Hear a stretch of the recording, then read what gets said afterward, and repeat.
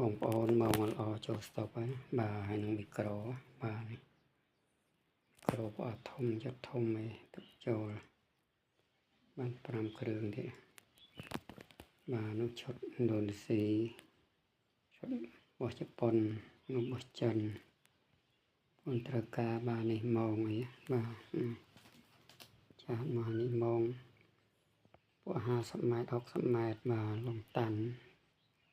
បាទហើយនឹងពួកខ្សែល្អក៏មានដែរបាទហើយនេះខ្សែល្អខ្មៅសាច់ទុនបាទនេះសាច់ទុនពួកនេះបាទក្លាម7ក្លាម8នេះស្វិតបាទនេះមន់ព្រៃក៏ជាប់បាទប្រវឹក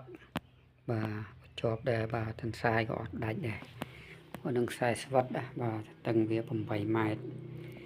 ដោយ5អាហ្នឹងល្អលេខ1ឯនង5បងប្អូនត្រូវការឆាតមកបាទ